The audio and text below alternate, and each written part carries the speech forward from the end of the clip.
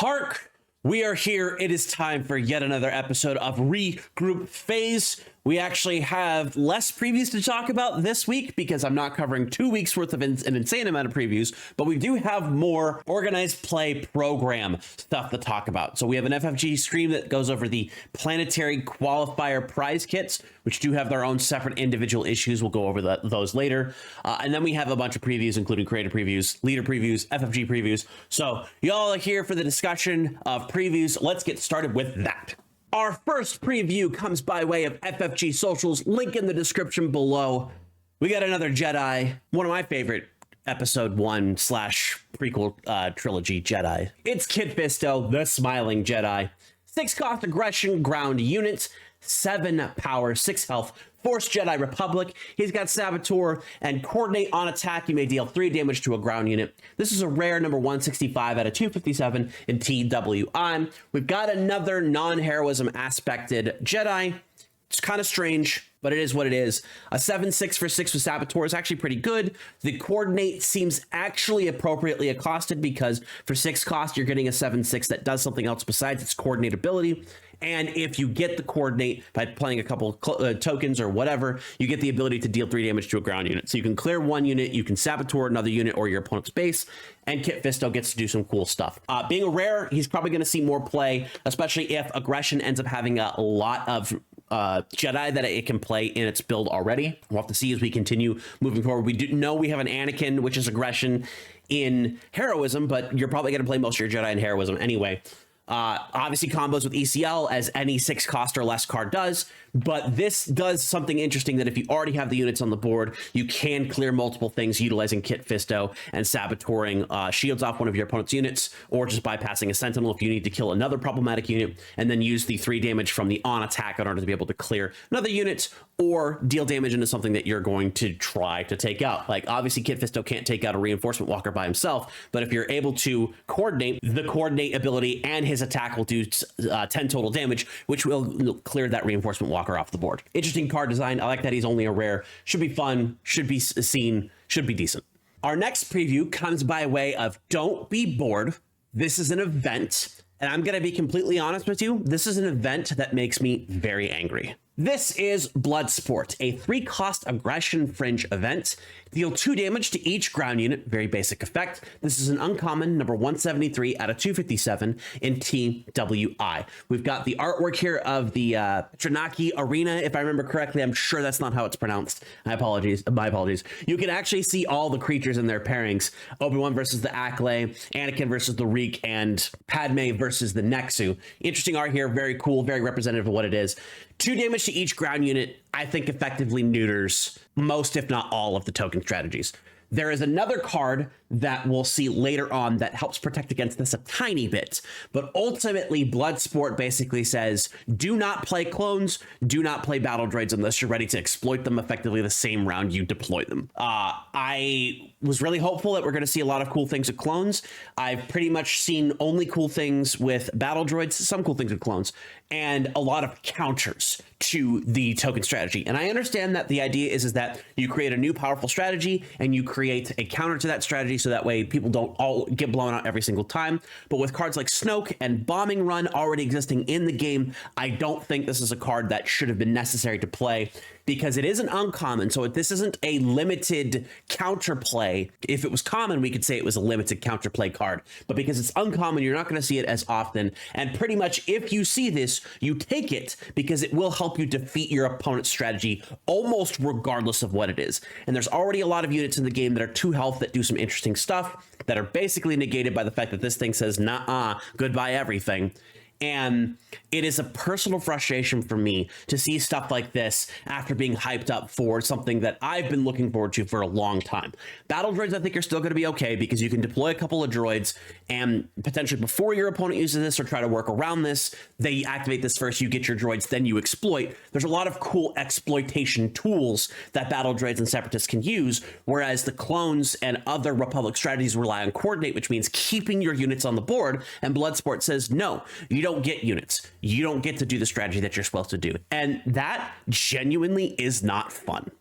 Our next preview comes to us by Unlimited MDR, link in the description below. We got another Separatist fighter. We have here Elite P-38 Starfighter. This is a 3-cost cunning villainy space unit, 3 power, 2 health, separatist vehicle fighter. When played and when defeated, you may deal 1 damage to a unit. This is a common, number 181 out of 257 in TWI. Now, technically, this is really good against droids, because a lot of the droid tokens you're going to be playing, all of the droid tokens you're going to be playing are going to be 1/1s, which means this thing can defeat 2, 1 on entrance and 1 on exit. But this also sets up other strategies that we might see a little bit later, and other things that can damage units to allow you to activate other abilities based upon having damaged units or your opponents having damaged units. This does not mix with a leader we will see here in a moment because they are opposing aspects, but this will give you the ability to do different pings in order to be able to set up clears or eliminate your opponent's units based upon the small amount of health that they have, or realistically,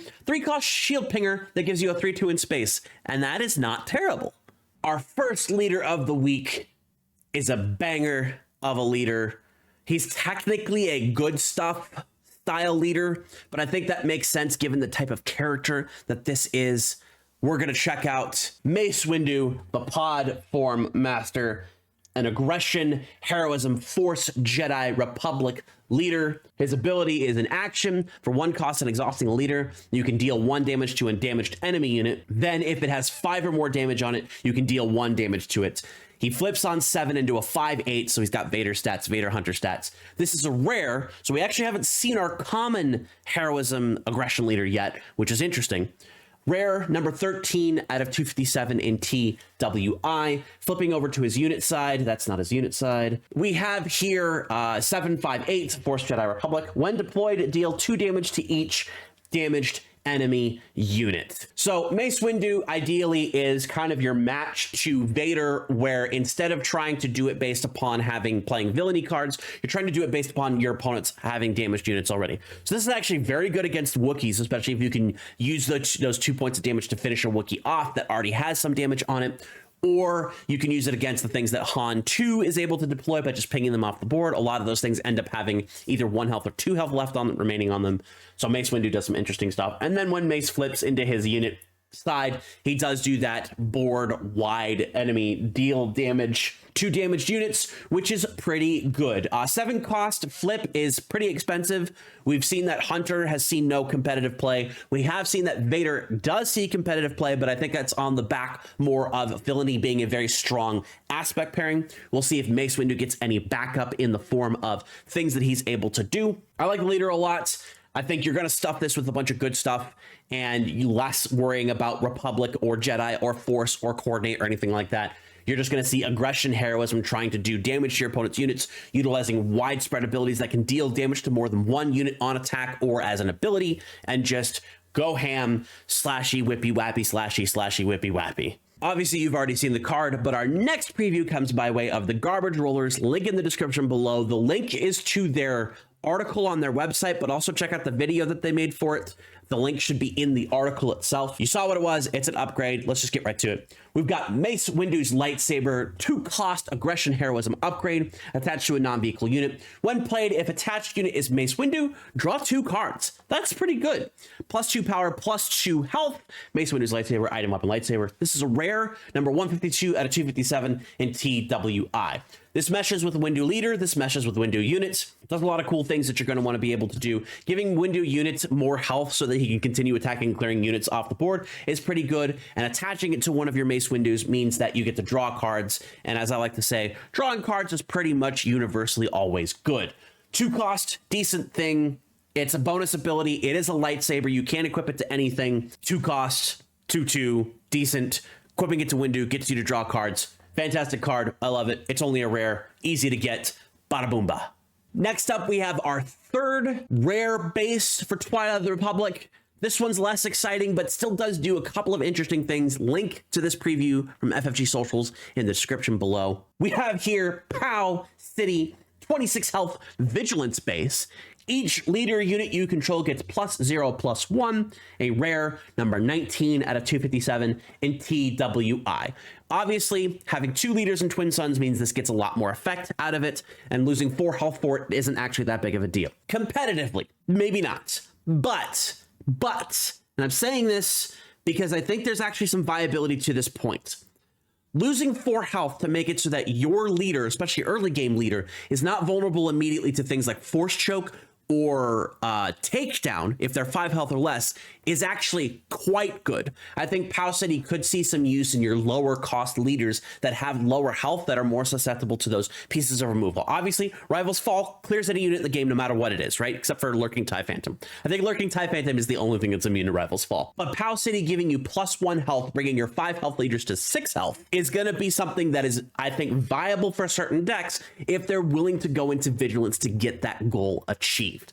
So we'll have to see exactly what leaders end up using this. I think this is going to be strictly a Twin Suns build type card. We did see the Cunning version of this that gives you +1 attack. I think that's going to be a lot more viable because of the aspect that it's paired into. But Pau City might generate some interesting combinations for leaders and make more leaders viable because they're less scared of on-the-spot removal the turn that they deploy. Next up, we've got a preview from 212 Tom and Taha over on Instagram. I believe they are a German content creation team for Star Wars Unlimited. Link in the description below. We have a couple of iconic generic units here.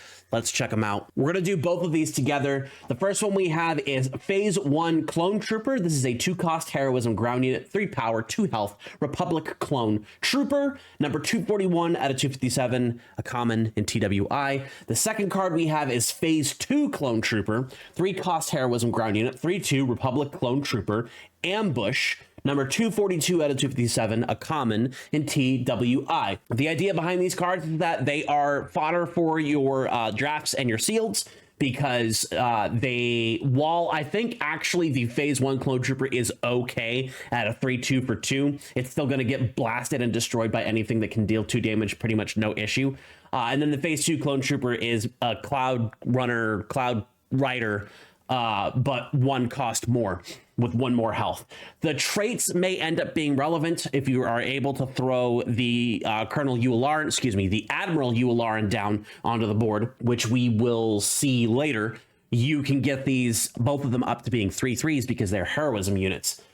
Overall, though, draft chaff. And this is a conversation that I sparked on a Discord. I'm kind of tired of draft chaff. I'm tired of cards that are designed only to be good in one limited format, where you play the cards once or twice in the specific format, and then they end up in piles of coasters all across your desk.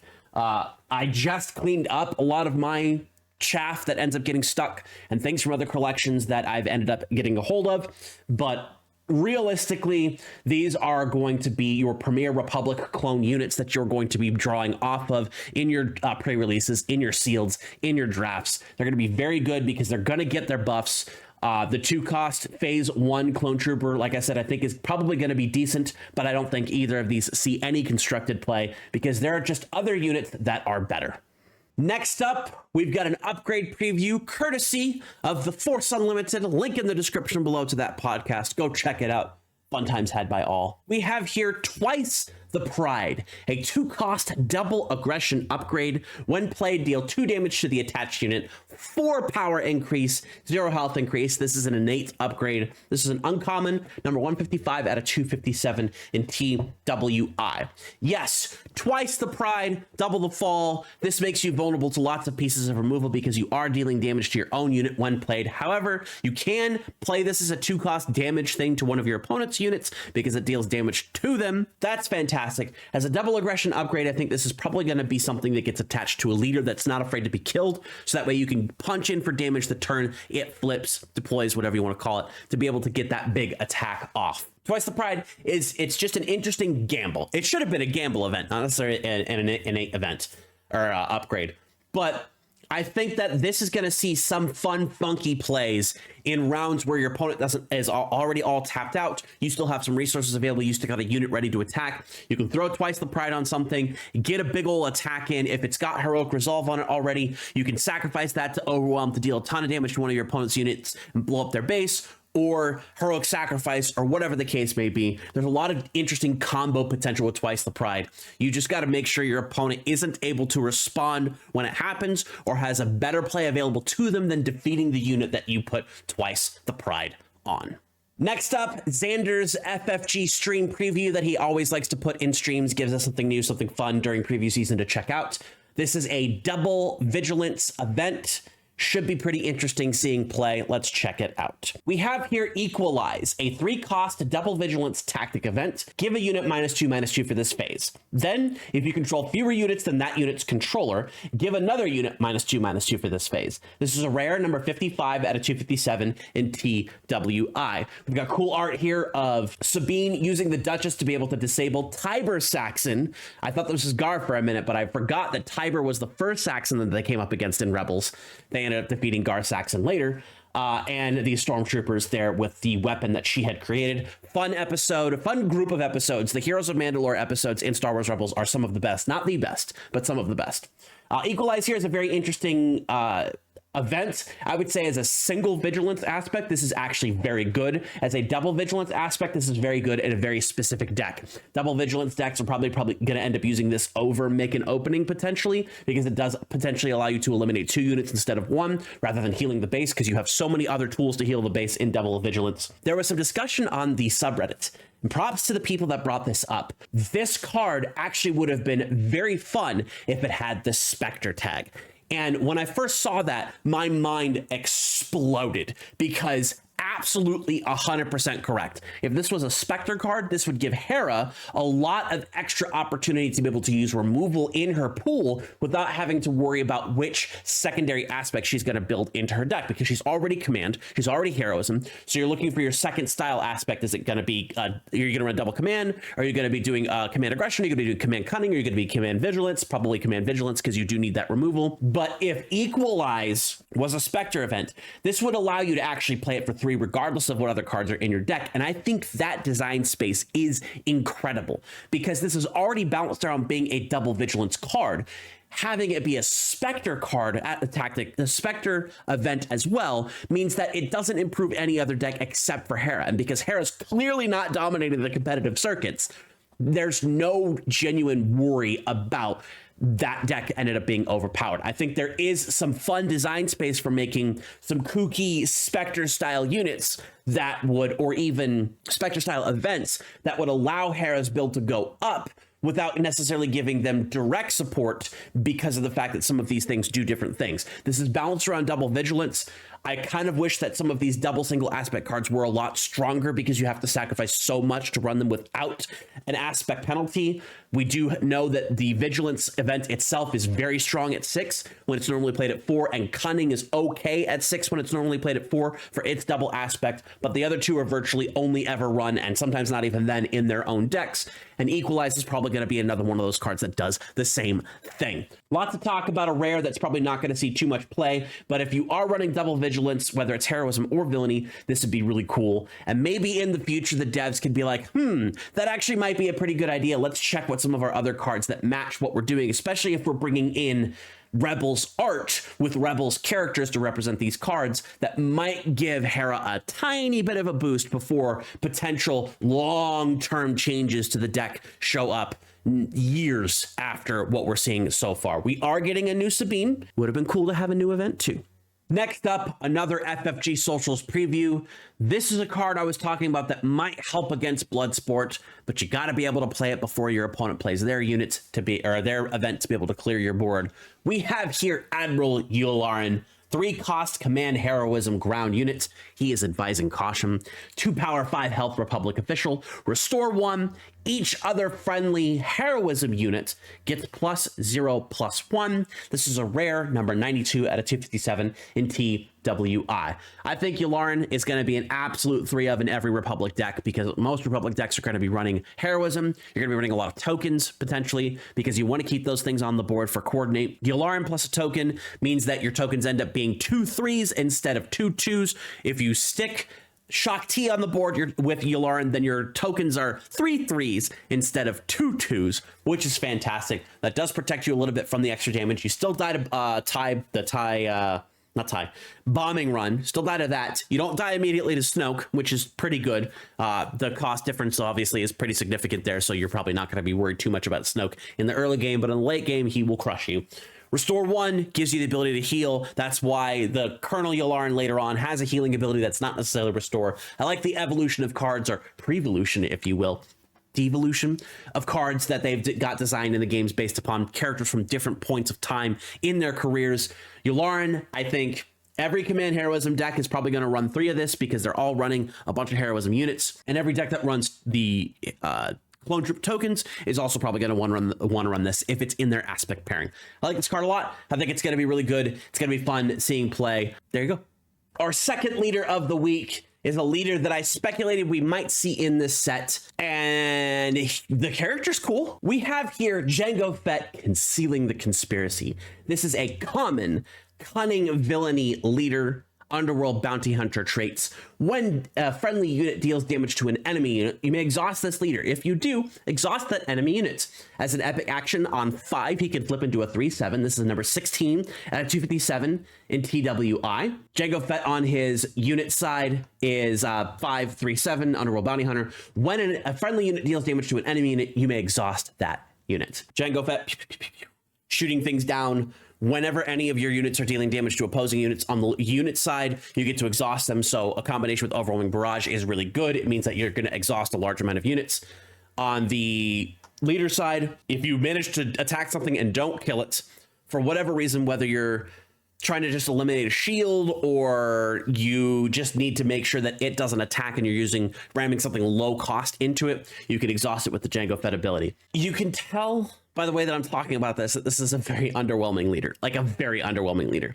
I think that if Boba Fett was a 6-cost flip, this would probably see a lot more play. You're still not attacking units with things that aren't going to kill the opposing unit all that often, but it becomes a much more viable strategy when you don't have a better leader in every single way in the same aspect combination under the same deploy. Right? Boba Fett as a 5 cost flips into a 4/7 and has resource shenanigans, which are much more useful than just exhausting a unit you're trying to kill anyway. The only thing that Jango Fett does better is the ability to control the opposing side of the board with a big damage across the board. So Fallen Lightsaber can end up dealing a bunch of damage to all units if you have your Jango Fett and he's able to do that. Cool. That still requires force units in order to be able to work. Bloodsport, being able to damage all your opponent's ground units, or bombing run in either of the things if you don't kill everything that's on the board. Jango Fett can end up exhausting a bunch of different things. The big problem to me, outside of the fact that Boba Fett, again, better leader in every single way, is the fact that we've seen that exhaust leaders don't really do all that good. Thrawn, popular, fun character, not competitive. Mando, popular, fun character, not competitive. Jango Fett, fun, popular character, I can almost guarantee you this is not going to see any competitive play. If Boba Fett were a 6 flip, I think both Jango and Cad Bane would see a lot more play. Probably Thrawn too, because there would actually be viability in your leader choices. But for cunning villainy, the top leader, and will be probably until Boba Fett rotates, is Boba Fett from the first set. Boba Fett stonks, stay high. Oh, however, Jango Fett does get access to Fett's Fire Spray. Next up, we have a preview from Hannonz, link in the description below. And this is the type of thing that I'm desperately looking for in this set. We have here On the Doorstep, a 4-cost cunning villainy supply event. Create 3 battle droid tokens and ready them. This is a common, number 190 out of 257 in TWI. Pay 4, drop 3 droids, have them ready, do your attacks if they survive, exploit them afterwards. On the Doorstep is exactly the card that we needed out of Twilight of the Republic, and we need like 12 more of these for each side. I love this. Fantastic. No notes. Perfect. It doesn't even need to be command. I'm happy it's with cunning because we really do want to see different token applicators for each aspect. We've seen some token applicators on both sides for command. This is one of the first ones we've seen for battle droids in cunning. We have 1 clone trooper creator, single trooper creator for cunning on heroism. On the Doorstep is exactly what I want to see out of cards in this set. Give me more. Next up, we've got 2 previews by way of Fantha tracks. Link in the description below. Both of them are units, both of them are Republic, but we have 2 different aspects, and the first one is Jedi. We have here Aayla Secura, Master of the Blade, 5-cost command heroism ground unit, 6 power, 5 health, Force, Jedi, and Republic, coordinates on attack, prevent all combat damage that would be dealt to this unit for this attack. This is a legendary, number 96 out of 257 in TWI. TWI. Ayla Secura is here to be able to, once already on the board, and you have your other units on the board, whether those are tokens or just cheap units, to be able to attack into your opponent's units and be able to clear them off the board without taking any damage herself. Your opponent's going to want to clear this off the board quickly if they're not clearing the other units off the board to disable coordinate in order to be able to stop her from using her coordinate effect. Regardless, either she's going to be the target or the rest of your board is going to be the target. If the rest of your board is going to be the target, Ayla's biggest strength is going to be attacking your opponent's base, 6 damage a pop. Realistically, 5 attacks later, she clears your opponent's base regardless of how much damage was on it before, unless your opponent's using a bunch of heal cards, which does happen often. If your opponent tries to target her, you can utilize things like shields, or removing your opponent's other removal options that are non-event based that are on their board in order to be able to keep using Ayla to clear out your opponent's units in those manners. So 6 attack is a fair amount. There are other things that she wouldn't be able to clear in a single shot, but the fact that she doesn't take damage back while you have 2 other units on the board is actually pretty good. The second preview from Fantha Tracks is a clone. It's a Republic unit. It's non-heroism aspected. We have here Clone Heavy Gunner, a 2-cost aggression ground unit, 1 power, 3 health, Republic Clone Trooper traits. Coordinate, this unit gets +2/+0. This is a common, number 158 out of 257 in TWI. This unit is basically a 2-cost 1/3. If you happen to have 2 other units, it becomes a normal cost and 2-cost unit. I'm going to make a separate video once all of the previews are done and we've seen everything, talking about the way that I feel Coordinate could have been and how Coordinate currently works with the scope of what we've seen. And the reason why I'm waiting is because I have big, strong feelings about it right now, but we still haven't seen the whole set. And to make a coordinated, concentrated, informed opinion on something, you really do need to see everything that's involved. The more stuff I see from the set, the less happy I get to see about Coordinate. I am happy, however, that Exploit does seem to still be cool regardless of any other factor in the game, but Republic clones, those have been some of my favorite things in Star Wars since watching Attack of the Clones back in 2002. You know, we're looking at, it's at 22 years ago. I'm just hoping there's more. Next up, a preview from FFG Socials, link in the description below. We have a very popular character whose leader we've already seen, and this character unit specifically is going to be very interesting. We have here General Grievous, Trophy Collector, a 3-cost Vigilance Villainy ground unit, 4 power, 4 health, Separatist and official traits. Ignore the aspect penalty on each lightsaber upgrade you play on this unit.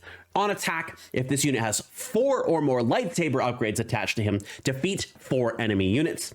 This is a legendary, number 34 out of 257 in TWI. General Grievous, I've gone on record saying that his leader is very underwhelming to me. This unit I wish was a little bit beefier, higher cost, higher power, higher health, whatever the case may be in different stuff. But as a 3-cost 4/4, he is an incredible unit. You don't have to do anything else about this card. 3-cost 4/4 and Vigilance Ability. You're done. None of the rest of this card matters.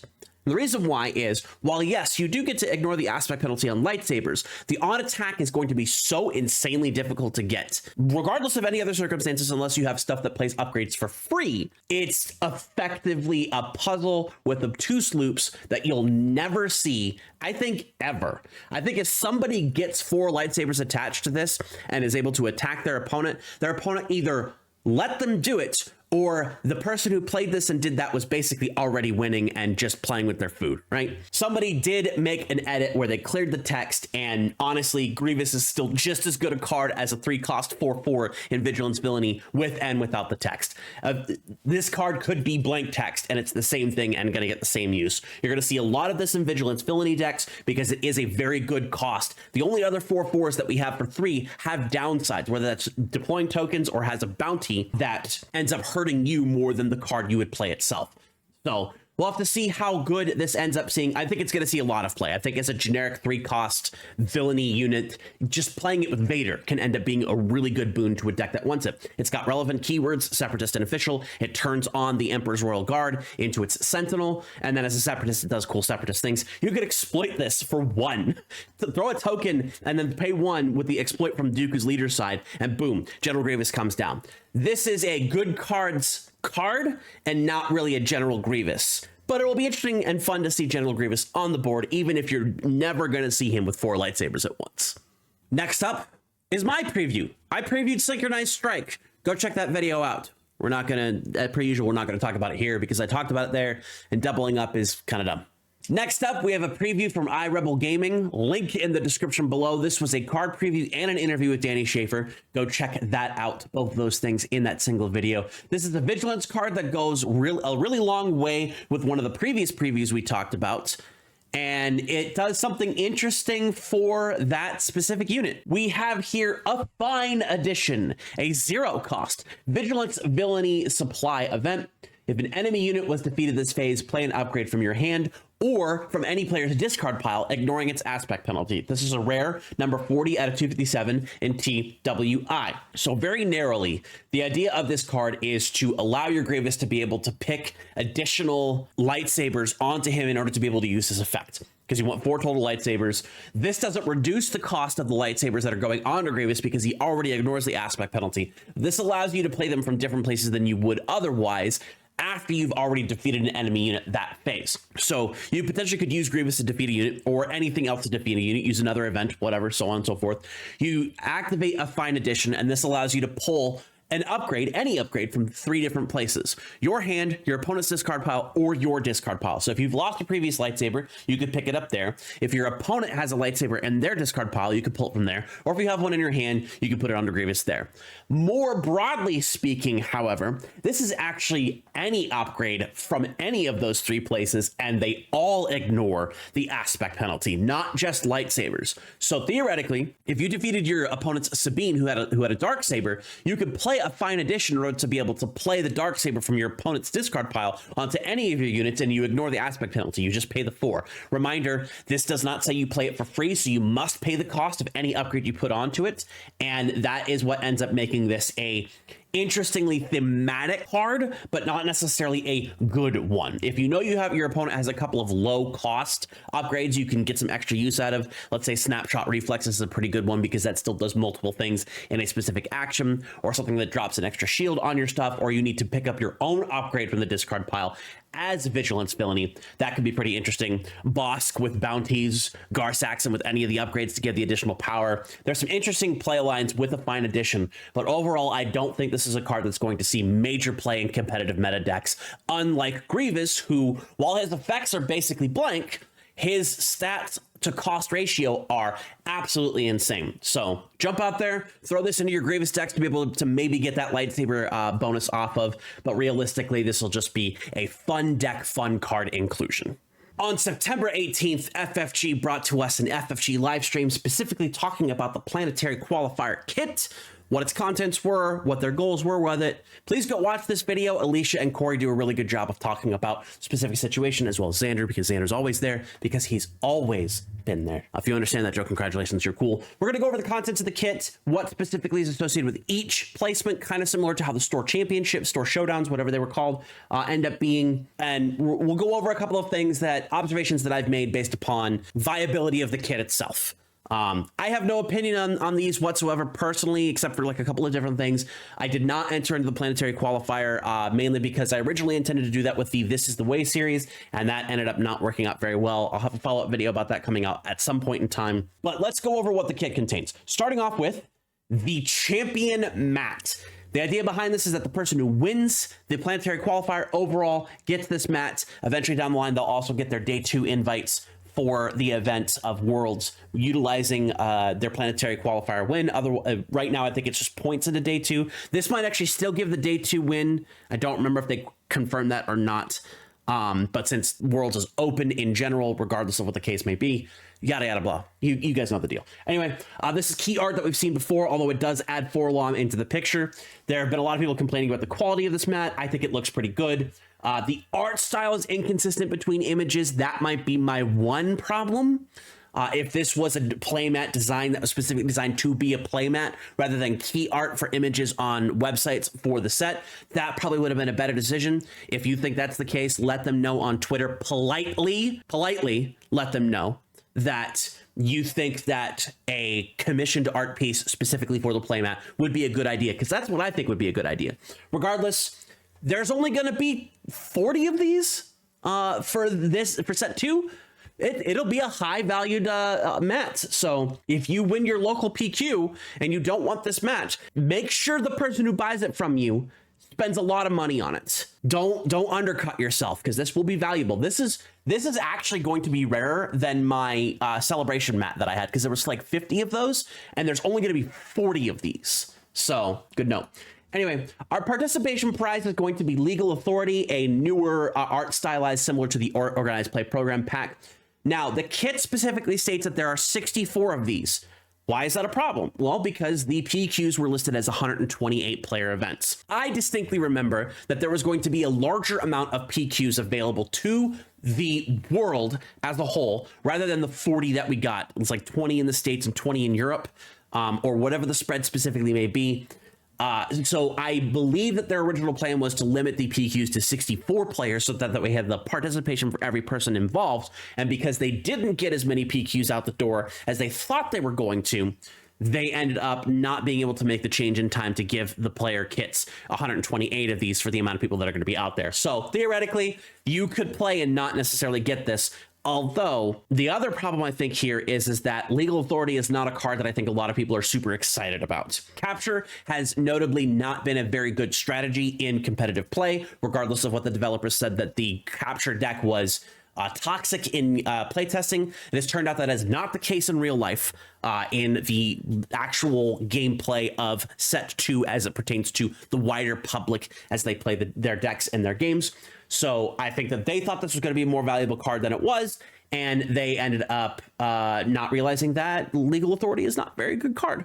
I like the art on here. You get to see the N1, you get to see the X-Wings that are covering Mando as he does his thing, but this is the quote-unquote participation. They've talked about making some changes, about addressing some issues. We're just going to leave that at that. This is a Judge promo. It says Judge on it. That's pretty cool.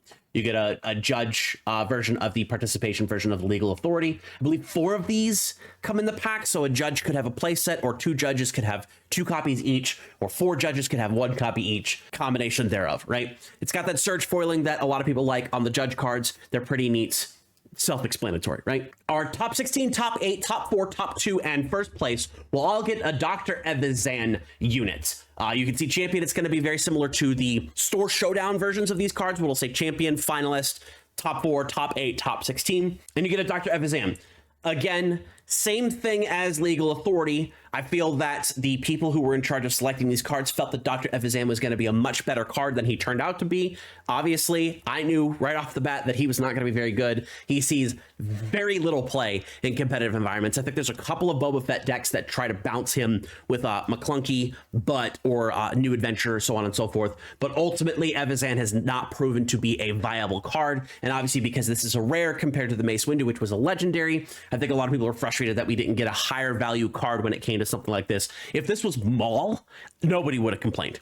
If this was Snoke, I don't think a bunch of people would have complained. The Darksaber, Poe, Crate Dragon, anything like that, that probably would have been a pretty good card to put as Set 2's Champion Planetary Qualifier event card. A lot of people didn't like the unrefutable offer for Set 2 store champions. I like the art on the card, so I would definitely have to chase one of those down. But I can see why some people will be frustrated with Dr. Evazan as your champion card, because it doesn't really feel like a champion card. And I agree. Going forward, I think they'll make better decisions. They might actually pull some people based upon what people think are going to be some of the best cards that are going to be coming out in the next set. Who knows? They also could have all this stuff set beforehand based upon ideas they have internally, and we don't really have any idea. I'm not saying any decisions were bad. I'm not saying any decisions were incorrect. I'm saying that they made decisions based upon stuff that was internal, and that's what they have to go off of, right? Our last thing we have here is an initiative token that goes to the top 4 players in the set. So we've got the back part of the initiative token, and then the front part, which we see as Star Wars Unlimited. I believe this is an acrylic token, much like the ones you get from the Game Genic sets, but it is specific to the Planetary Qualifier for Set 2. I wonder if other initiative tokens are going to be given out as a result of the future planetary qualifiers, or sectors and regionals leading up to the Galactic Championship. A Galactic Championship might have an initiative token that's all full up. We might have a regional qualifier that's like 2 of these, and the sector qualifier that's 3 of these. That would be a very interesting thing, since planetary qualifier is supposed to be the beginning of the competitive circuit for events leading up to the World Championship, the Galactic Championship. So that's the design that they had with these prizes. I see where they're coming from with some stuff. I see how they thought their thought process was going to work. the thought process seems to have not worked for planetary qualifiers, but that also means it was a very good idea for them to set expectations that nobody seems to realize that this is a season 0 start. They want to see how things work, throw what they can at the dartboard. Things that work, they'll move forward. Things that don't work, they'll move on. So if you have any comments or complaints about the planetary qualifier prizes, the process that they've done so politely, kindly, in your best positive light way. Do not harass developers. Do not harass employees of FFG. I swear to God.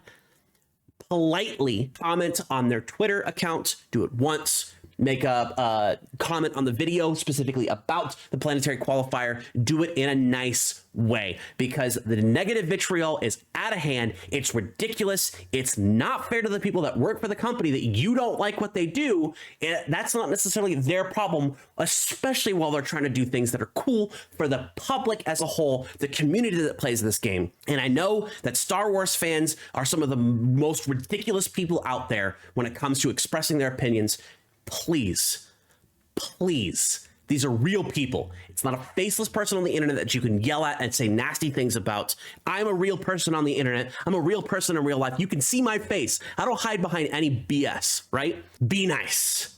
Be nice to the people around you. Be nice to the developers. I know some people don't like these things. I'm trying to be as nice as I can about my issues to coordinate. Be nice. Be polite. Constructively criticize the things that you've seen. Talk about it on Twitter. Talk about it with the people that you know. Talk about it on the subreddit. Talk about it on YouTube. They're listening. They're paying attention. Just be nice. This was not a high-quality planetary qualifier kit that a lot of people were expecting. I agree with that. But I also believe that they are going to make the changes to make the kit better. And in the end, that is what truly matters. There you have it. Lots of coverage, lots of things, lots of previews.